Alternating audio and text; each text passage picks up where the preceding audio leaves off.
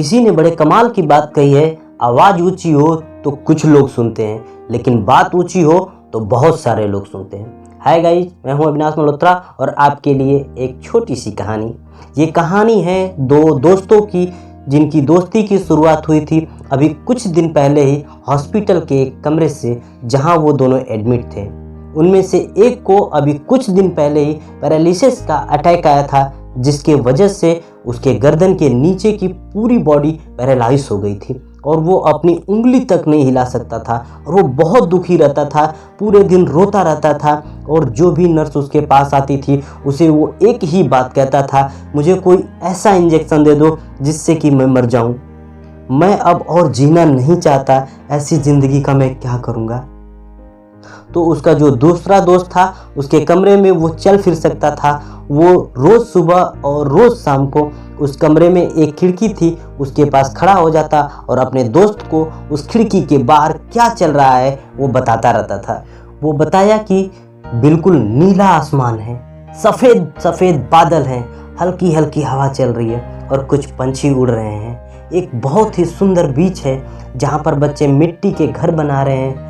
कुछ लोग वहाँ बैठकर समुद्र की लहरों को देख रहे हैं, कुछ लोग जॉगिंग कर रहे हैं, कुछ एक्सरसाइज कर रहे हैं, कोई पतंग उड़ा रहा है तो कुछ लोग टहल रहे हैं। वहाँ एक आइसक्रीम की स्टॉल है जहाँ पर कुछ लोग आकर के आइसक्रीम खा रहे हैं और बच्चे अगल बगल खेल रहे हैं, दौड़ रहे हैं। और जो सनसेट के टाइम पे जो वहाँ का समुद्र का पानी है बिल्कुल गोल्डन हो जाता है और चमकने लगता है। तो शुरुआत में जब उसने बताना शुरू किया तो उसके दोस्त पर ज़्यादा असर नहीं हुआ, लेकिन धीरे धीरे उसके अंदर जीने की चाह जागने लगी। अब वो हर रोज़ सुबह इंतज़ार करने लगा कि जल्दी से सुबह हो और मेरा दोस्त मुझे बताए कि आज यहाँ क्या हो रहा है उस खिड़की के बाहर। कुछ दिन तक ऐसे ही चलता रहा। फिर एक दिन जब वो सुबह उठा तो उसने देखा कि उसके सामने का बेड खाली है। फिर उसने नर्स को बुलाया और उससे पूछा, क्या वो डिस्चार्ज हो गया? तो नर्स ने कहा कि आपको तो उन्होंने बताया ही होगा, उनके पास बहुत ही कुछ दिन बाकी थे, कम दिन बाकी थे और कल रात को ही उनकी डेथ हो गई। ये सुनकर के उसके अंदर की उम्मीद पूरी तरह से टूट गई, क्योंकि सिर्फ उसका वही दोस्त था जिसने उन्हें बाहर की दुनिया से जोड़ रखा था, जिसकी वजह से वो जान पाता था कि बाहर क्या चल रहा है और ये दुनिया कितनी खूबसूरत है। वो तो कुछ दिन तक तो रोता रहा और उसने जीने की चाह फिर से छोड़ दी, लेकिन दूसरी ही तरफ उसके अंदर कहीं न कहीं एक नई चाह पैदा हुई कि काश मरने से पहले एक बार मैं खुद अपनी आंखों से देख सकूं कि इस खिड़की के बाहर ये दुनिया कैसी लगती है, कैसी दिखती है। जैसे जैसे उसकी ये चाह बढ़ने लगी तो उसके अपने अंदर एक अजीब सी एनर्जी महसूस होने लगी। फिर एक दिन उसने प्रयास करना शुरू किया और उसने अपनी पूरी ताकत लगा दी और किसी तरह से बेड से उठने की कोशिश करने लगा, लेकिन वो बेड से नीचे गिर गया और ज़मीन पर घसीटते हुए किसी तरह से पकड़ पकड़ कर किसी तरह से खिड़की तक पहुंचा और खिड़की को पकड़कर वो खिड़की के पास खड़ा हो गया और खिड़की के बाहर देख लिया।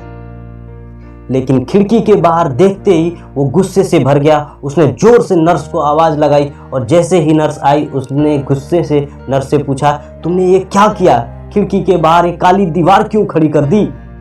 तो नर्स को समझ ही नहीं आ रहा था कि वो क्या बोल रहा है। वो बोली, मुझे समझ नहीं आ रहा है कि आप क्या बोल रहे हैं, लेकिन मुझे इस हॉस्पिटल में जॉब करते हुए 5 साल हो गए और मैं जब से आई हूँ तब से ये काली दीवार ऐसे ही यहाँ पर है।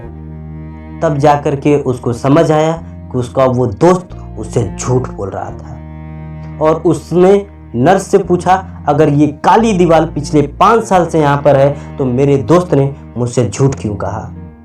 तो नर्स थोड़ा मुस्कुराई और बोली कि मैं ये तो नहीं जानती कि उन्होंने आपसे झूठ क्यों कहा, लेकिन मैं इतना जरूर जानती हूँ कि जो भी कुछ उन्होंने आपसे कहा उसी की वजह से आप अभी अपने पैरों पर खड़े हैं।